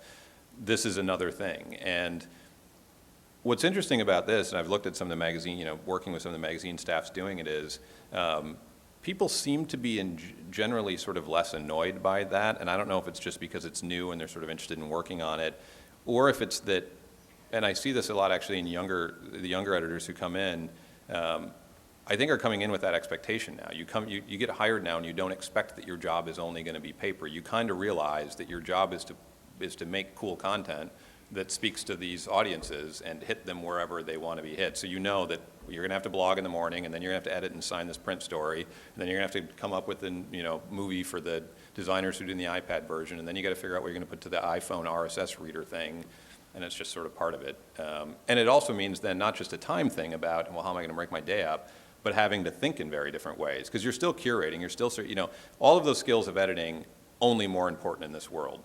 Just there's more channels, but you're still serving an audience who wants a particular thing from you. You're still, bringing your curation and your packaging and your storytelling ability to it. But now you're going to have to think about it in 4 or 5 different channels, not just front a book versus a feature, but this is my iPad version and they read this way, and what's the angle on this story for the web, and a pain possibly, but also maybe kind of fun. So do you think people read differently on the iPad? I know, like, for instance, at National Geographic now, they've got a whole iPad conglomerate beavering away, and they will talk a lot amongst themselves about, it's a different reading experience, and we have to cut stories up a different way. We have to write differently for the iPad. Do you buy into that? No, I don't think we know yet. I mean, I could proffer theories. It would be based on nothing other than my own opinion. I don't think there's enough people reading, enough feedback from the people who are reading for us to know. I mean, iBooks and Kindle are apparently doing very well, I've heard, which suggests to me that people are reading books in some way on this. That Kindle's whole argument about having a screen on is terrible, that people don't seem to be bothered by that. But yeah, I don't know, and it is one of the burning questions of, does it change the way they read? Do they expect it to be more interactive? Do they expect it to be more passive? Is there a length, And then it comes down to what we were talking about earlier, like the kind of fundamental differences between it. Do they expect to read this way, the way that we do on the Kindle, or does it make more sense to wait for something to load? To read up and down, which this one doesn't do, but the way I do on the phone. And does that make a difference in how much people will read? So one of the things our platform does is getting technical, but we don't do text this way. We do a free scrolling column of text. You can break that if you want to, but we do it that way based on testing we did in which people complain about swipe fatigue. And if you make it move in page-sized chunks and you try to do a 5,000-word story, well, that's 25 pages this size because they're smaller things, and you got to make the font big enough to read. And they start swiping, and after about, they're just conscious of the fact that they've had to keep swiping this. Whereas if you let them, if the experience is instead just kind of this, you're just moving it up with your thumb, you're just kind of casually, you're not paying attention to how many times you swiped, how many pages you went through, but you're just slowly scrolling up, they would read further before they stopped. I mean, and again, if the story was interesting enough, it would keep them going, and then all of a sudden they'd be at the bottom of the story without realizing they just read 5,000 words. Well, as it happens, and I know we have another question out here, so you'll forgive me for a sec.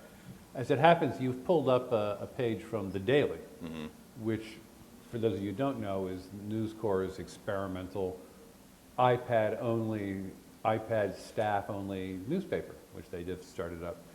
And I wonder what you think of it. I have no dog in this fight, so you're not going to offend me. What you think of it, and what you think about the relationship, if this thing is successful or not. Is it successful because of its content, or is it successful because it's a cool iPad app? And what's the relationship there? Yeah, I like that it's out there trying something. I like that. I like the experimentation, and thank God there's somebody like Rupert who goes, it's going to cost us a whole bunch of money, but whatever. Let's just try it and see what happens. I like that they're pushing a subscription model that's $40 a year or 99 cents a week. I think that's kind of an interesting price point. Like, I'd pay that for the Times. I don't know if I'd pay it for this. You know, from a usability side, I think I was really disappointed in it, in sort of the interface, particularly because they work closely with Apple, because it's not terribly innovative. I think it's kind of a pain to use. I don't like reading on it. I'm not a fan of this sort of like, I'm pretending that this is a print page with these sort of edges, so I have these 2 columns of text, and I've got, I mean, also, you know, I've got these terrible widows on there. Maybe this is kind of a magazine guy, but that drives me nuts.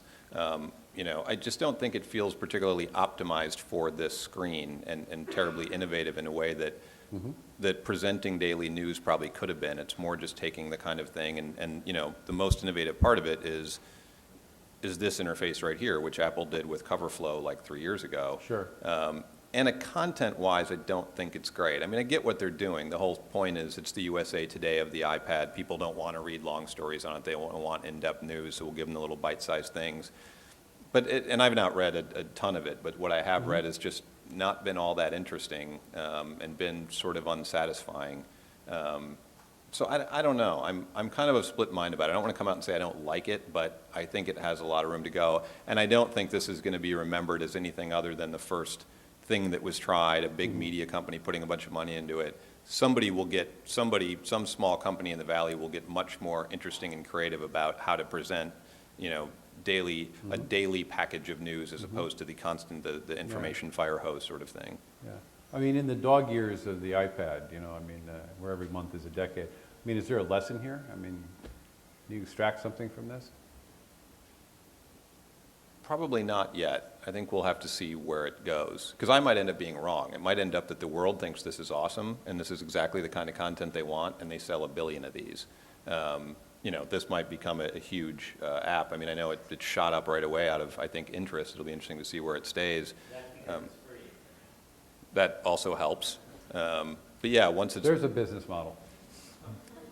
Once it's being paid for, then we'll see. Right now, you know, I guess the only lesson I take out of this now is that Apple doesn't always blow me away. Sometimes they do stuff and you go, really, you're putting your name on this? Sometimes they miss. Let's see, we have a few more Yeah. questions. Can I ask a quick follow-up?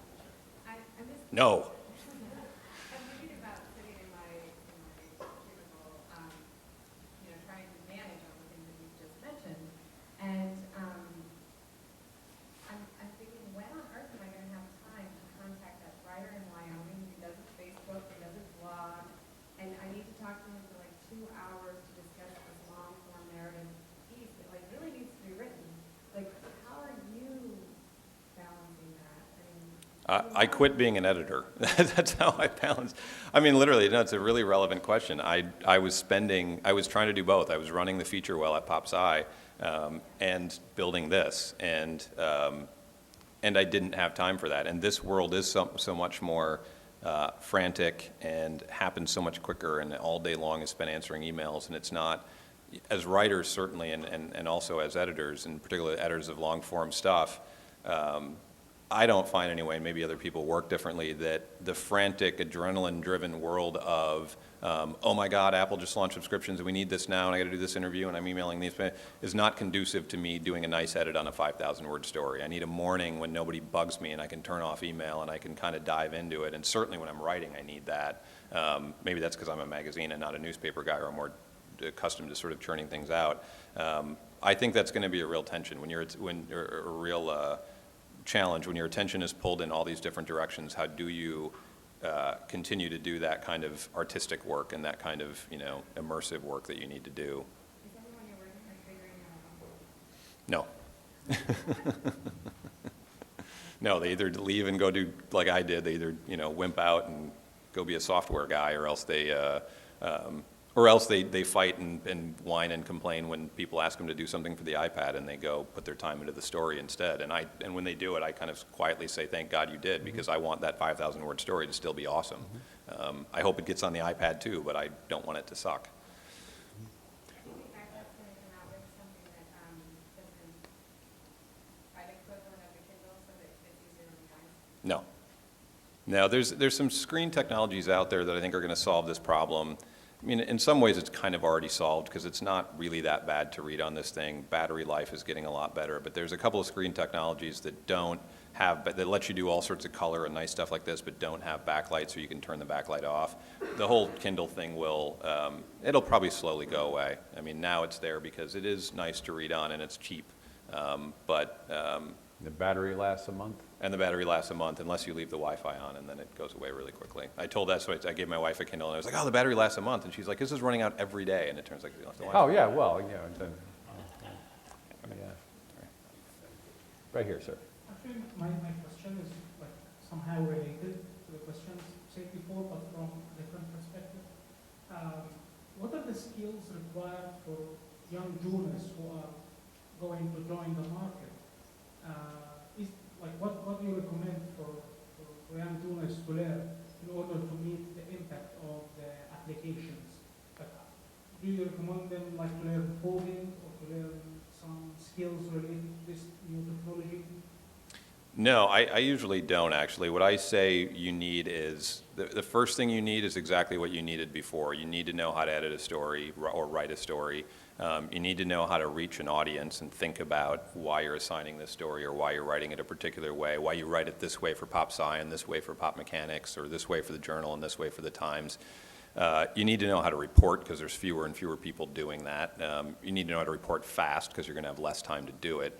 I do think it is about those fundamental skills, and I get really nervous every time I read a story about a journalism school who's making kids learn, Xcode, because that's coming at the expense of some other class, and maybe there's some room to do both, but it shouldn't be coming at the expense of your copy editing class. It just shouldn't. You should still know how to make this nice, because at the end of the day, particularly in these kinds of what are essentially premium products, as opposed to we read blogs and we accept, copy editing errors. This, if we want people to pay for it, can't be sloppy. It has to be well reported. It has to be well written. It has to be copy edited. What I would say on that front is awareness, is know the space, the kind of critical reading questions I put up earlier.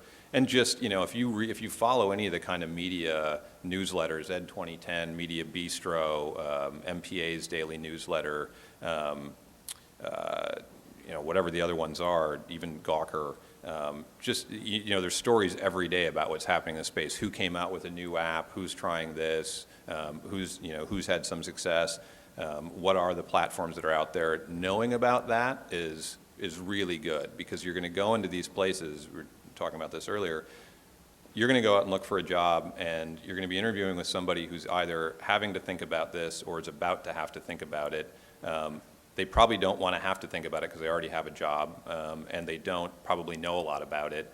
So if you come in as the person who can help them figure that out, or just sound like you can, it's going to make you more valuable. That's the person. I want to hire somebody, and if I'm hiring somebody now, first of all, I want a great editor or writer, whatever the job is, but I want somebody who's excited about this world and who knows about it, and who can help me, the old guy, figure it out as I'm sort of moving forward. So that's what I would say, is just really dive in, and even if you don't have an iPad, you don't necessarily need one, just be aware, be able to have the conversation with people about what's happening and what some of these questions are, all the things we're talking about tonight.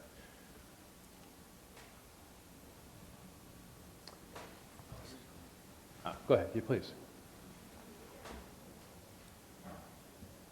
Maybe we talked about this before I came in. I was a little bit late, but when you're talking about sharing the information via the iPad, which is one of my favorite things online, how do you send an article that you read to a friend if the friend doesn't have the same subscription as you have? Right.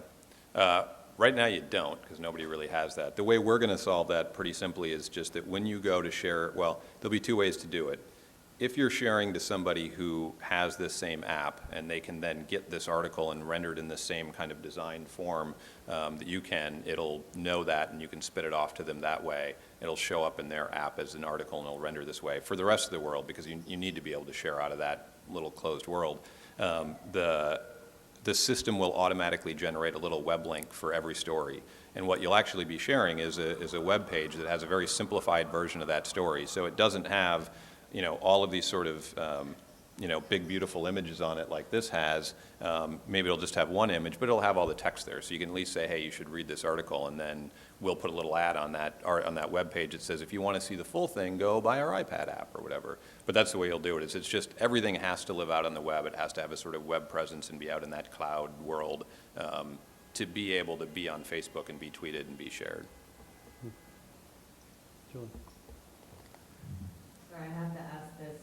You mentioned a while ago, this is more a personal thing. You said that if you didn't have to have the iPad, you wouldn't, so I'm curious why. I just literally haven't, I mean, and this is terrible for me to say because I make my living on this thing now, but being that honest here with you guys tonight, I haven't figured out yet what I do with it. You know what I mean? I bring it home. I mean, it lives in I carry it constantly because I'm always showing it off to people. It's always in my bag.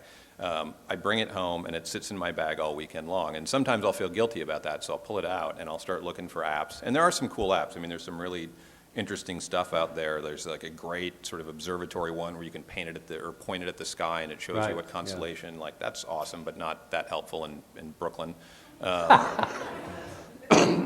You know, Netflix is pretty cool on it. Like, you can have a Netflix account and you can stream things, but I don't Facebook. Really, I don't. I'm not even on Facebook. So I don't do that. My wife likes to do that with it. I haven't figured out what the use case is for me.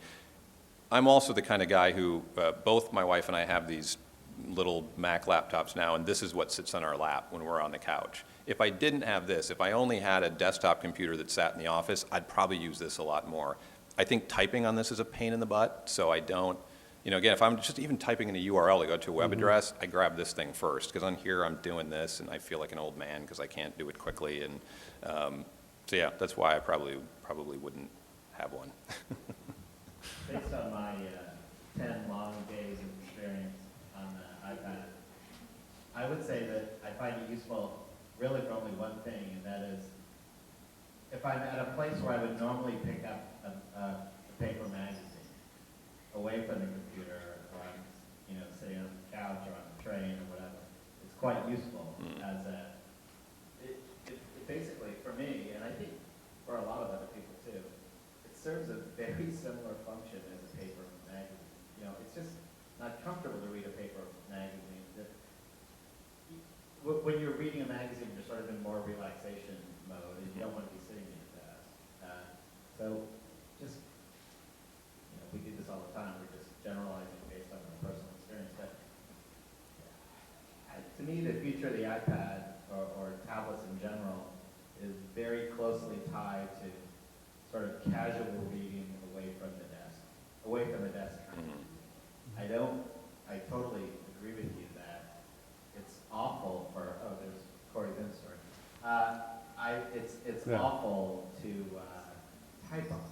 It's quite uncomfortable to type on. I don't know if other people have found that. There's not a lot of iPad users here, but. Oh, yeah, and then they say, what you should do is get one of those great Bluetooth Apple keyboards. And then, of course, what you have is a clunky Mac Air, you know, Right. so. Yeah, they don't. The driver for the iPad very clearly is not the user experience. It's a way of allowing big publishing companies to recapture their subscription model and for advertisers to recapture an advertising space. And, you know, as someone who wants to be paid for what I do, that's a beautiful thing. That's But the hope, except there's no. Yeah, exactly. supporting it. exactly. Yeah. Just to kind of comment on that, one of the reasons I was asking about utility is right now the iPad is the thing to buy. As you said earlier, it's $700 to $800. If I'm not using it for anything else, and then I have to buy additional, like I have to spend additional money on magazines, why would I do that? That doesn't really make any sense for me to spend that much money on something that's just going to require me to spend more money in the future. Like, it's Yeah. going to take that, like, that price point has to come way down before, like, I would be willing to do that. And I'm a journalism major. Like, this is the thing that's supposedly going to save, like, my job in the future. But at the same time, it's really difficult to see the utility of spending additional money on top of money. Yeah, I mean, the people I've talked to who are sort of most happy with it, and a lot of people, most people I talk to have one and love it. They like it because it does replace this, and they're using it for that kind of productivity stuff. They're emailing with it all the time. They're doing basic web stuff, and that's what they really like about it. I mean, I agree. As a reading But device, Are they writing long? Are they writing memos? Or? no, they're writing emails. Yeah. I mean, it's just not. It doesn't have good utility for that. It really does. It's interesting. Somebody just pointed me to this app, which is called IA Writer, and it's supposed to be a like a super simple, they have this like focus mode where everything else goes away, there's only one font, and it's supposed to be designed for kind of having this nice immersive writing environment on the iPad. I don't know whether or not it works because I haven't used it yet, but if anybody wants to write, please check it out. I mean, I think the hope from an individual standpoint is that, I mean, with blogging, there have been a number of people, science writers and whatever, who've been quite successful at building themselves as a brand in the blogging space. But of course, while that may be very good for your ego and it may feed in sideways to your ability to get a book contract or your ability to freelance for the New York Times or something that's actually income producing, the blog itself doesn't really generate you any money. Right. And I think there's some hope, however fantastical that hope may be, that transferring that blog into an app kind of creates more of a monetizing, that's the right word, monetizing opportunity for the blogger. Yeah. That, you know, somehow, when Dorothy comes back to Oz, this will all work and we'll get checks again. You know, Right. so.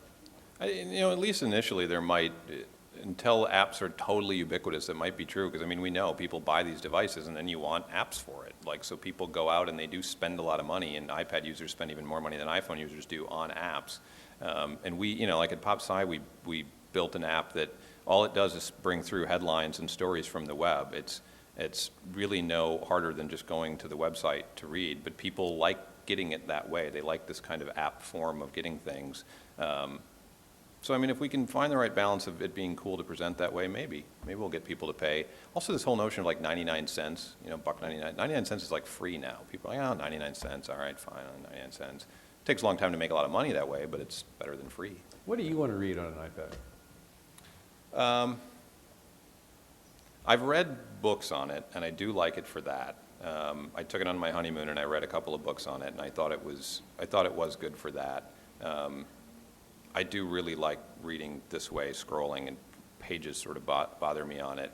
And I like the New Yorker app, which is on Adobe, so I shouldn't like it because it's a competitor. But if that had a subscription and wasn't $5 a week, I would probably subscribe that. Because again, I guess what I'm saying is I like long form reading on it.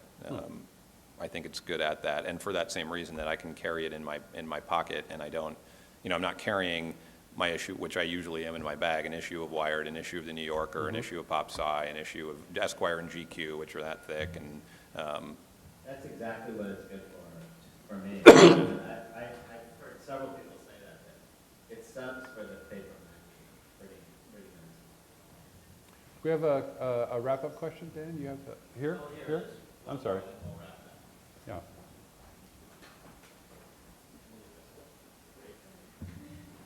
I have a question about video. Right now I'm editing a video that was shot on an iPhone, so some of the footage is vertical and some is horizontal, which is like really bizarre to me. So how do you think the iPad is going to change how people watch video, especially with the yeah. Apparently, talking about the sort of high-level data trends that we've seen, apparently people do like watching video on this, both through things like Netflix or like one of the more popular apps is 60 Minutes app, which people apparently love. It kind of delves into the back catalog of 60 Minutes. But some of the top apps on here are video apps, and then also testing we've done in advertising. A lot of the early magazine ads were like a print magazine ad with their TV commercial stuck in the middle of it, just horrible from a creativity standpoint and frankly offensive as a consumer that they think that's what I want. But it turned out that everybody was clicking and watching the 30-second spots. So I think at least now, again, and this may change as the behavior changes, I think if there's a play button on this, people will hit it.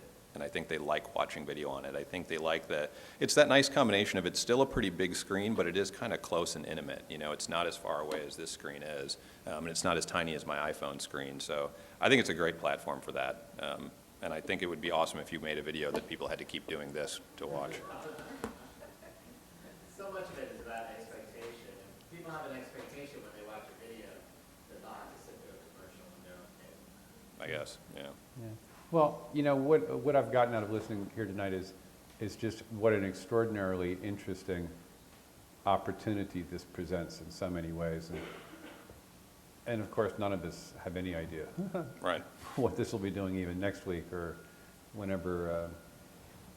I don't know, the next version of this comes out with some different technological capacity. But I really appreciate how you've given us the benefit of your expertise and your really quite remarkable perspective on this landscape. And it's really, I just learned a lot this evening, and I really thank you for that. Good, You know, thanks for having me. coming.